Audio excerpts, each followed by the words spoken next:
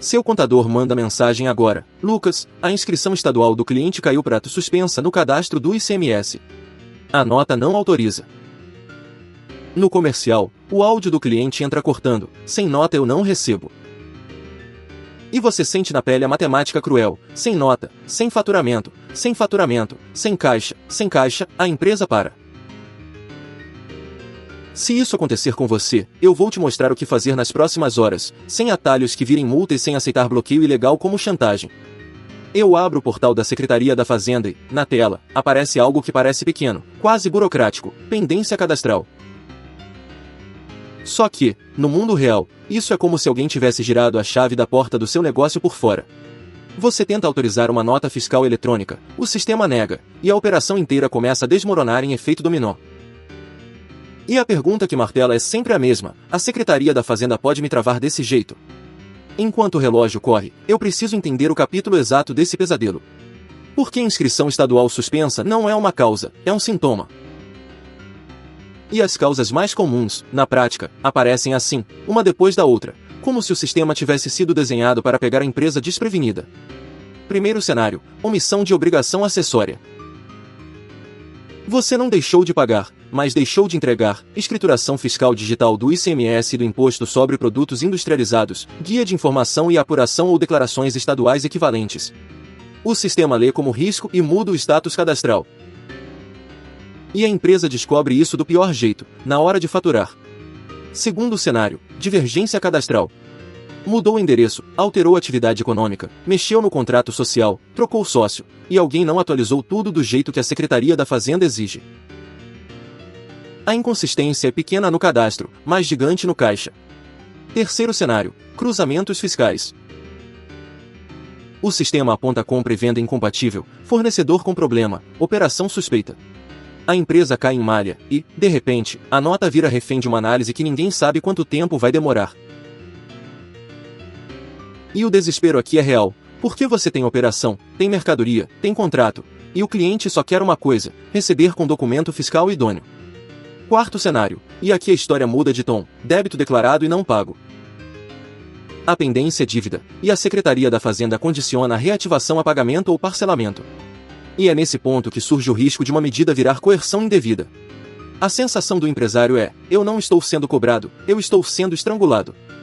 E aí eu te faço uma pergunta direta: quando o sistema bloqueia a sua nota, você quer tese bonita, ou você quer voltar a emitir ainda hoje, entender se isso é legal e agir sem criar um passivo novo? Porque o erro mais caro, nessa hora, é agir por impulso. Antes de brigar com o Estado, eu olho o mapa.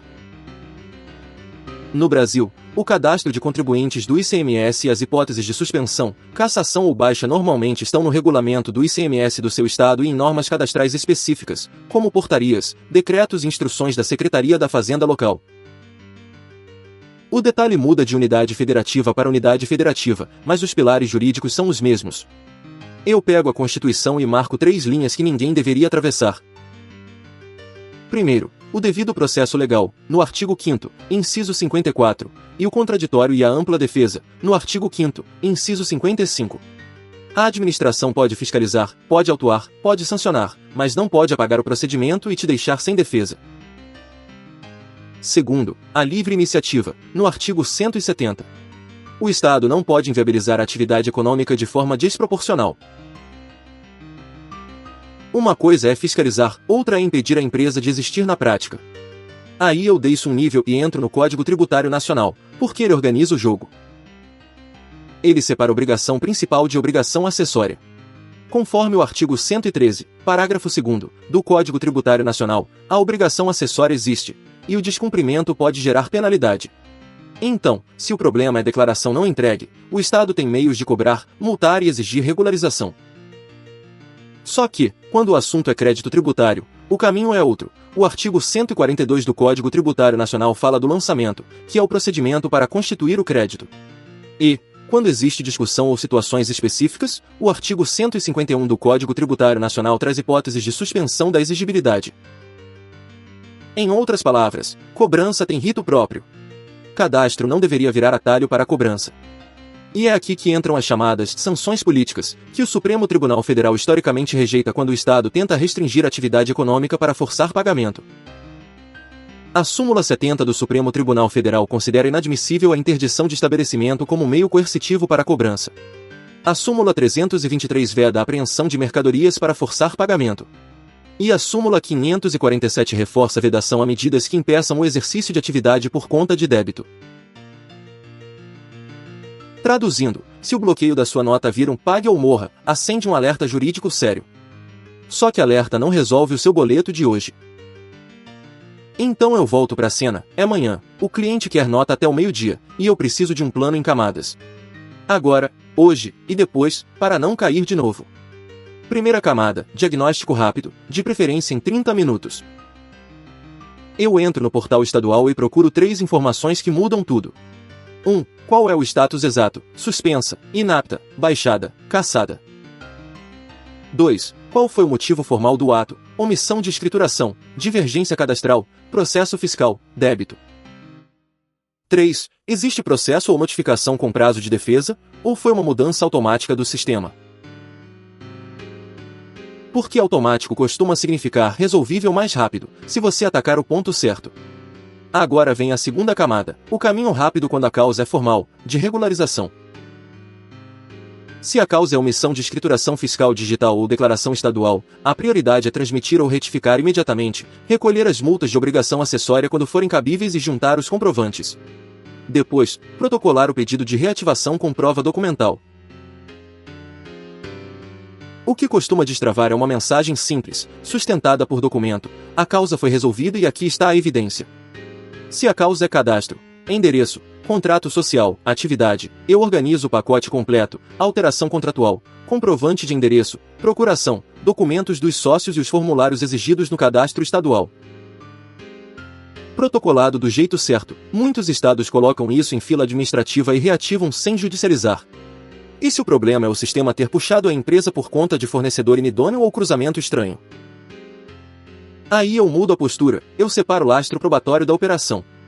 Pedido, contrato, comprovante de entrega, pagamento, transporte, conversas comerciais essenciais, tudo organizado. Porque, nessa hora, a empresa não vence no grito. Ela vence no papel, e na coerência dos fatos. Mas eu sei que você está esperando a virada mais tensa.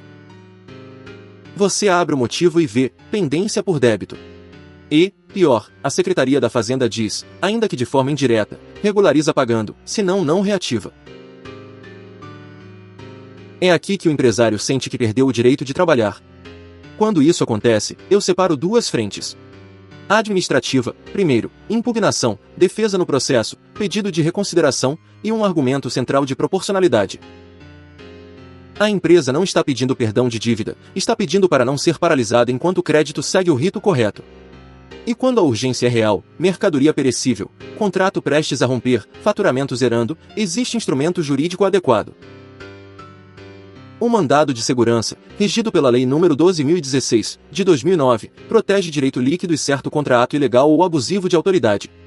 E, em situações de urgência, a tutela de urgência, prevista no artigo 300 do Código de Processo Civil, permite buscar uma medida rápida quando a probabilidade do direito e perigo de dano. Na prática, a discussão costuma se apoiar em 4 pilares: violação ao devido processo legal e à ampla defesa, afronta à livre iniciativa, jurisprudência do Supremo contra sanções políticas, e o perigo concreto de dano grave. Por que bloquear nota fiscal eletrônica não é incômodo? É desligar a empresa da tomada. Agora, atenção, tem um cuidado tático que evita desastre. Não confunda defesa contra o bloqueio para poder operar com discussão do débito. Uma coisa é garantir que a empresa trabalhe, outra é discutir o crédito tributário nas vias próprias. Misturar as duas, sem estratégia, costuma atrasar tudo. E eu preciso te dizer o que não fazer, porque é aqui que muita empresa se machuca tentando se salvar. Primeiro, emitir por outro CNPJ como regra de mercado. Isso pode gerar risco de simulação, confusão operacional, problemas societários e fiscais e ainda contaminar a cadeia de crédito do ICMS. Segundo, circular mercadoria sem documento fiscal idôneo. Além de autuação e multa, há risco de retenção e de um problema virar vários. O desespero não pode ditar a estratégia. Se você resolveu o incêndio, vem a parte que separa a empresa que sobrevive de empresa que vive apagando fogo, prevenção. Eu implemento rotina de compliance, checklist mensal de entregas, monitoramento do domicílio tributário eletrônico, revisão de cadastro e auditoria mínima de fornecedores.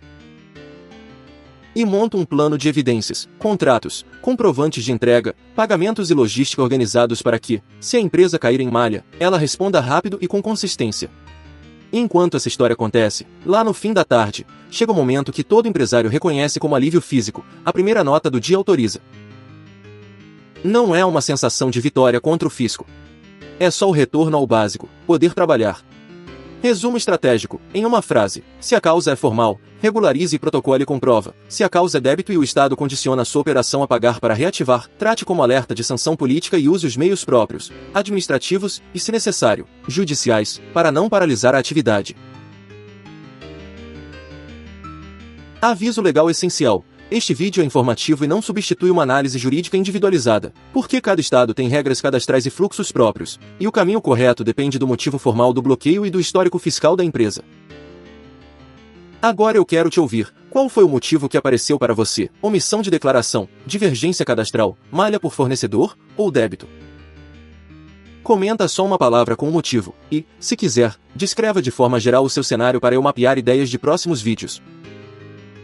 E para aumentar seu tempo de sessão e aprofundar, clica no próximo vídeo que vai aparecer na tela, porque ele complementa exatamente esse assunto com o próximo passo de estratégia.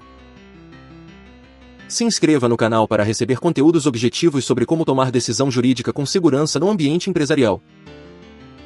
Eu sou o Lucas Lisboa, do LLR Advocacia. As informações de contato estão na descrição. Até o próximo vídeo.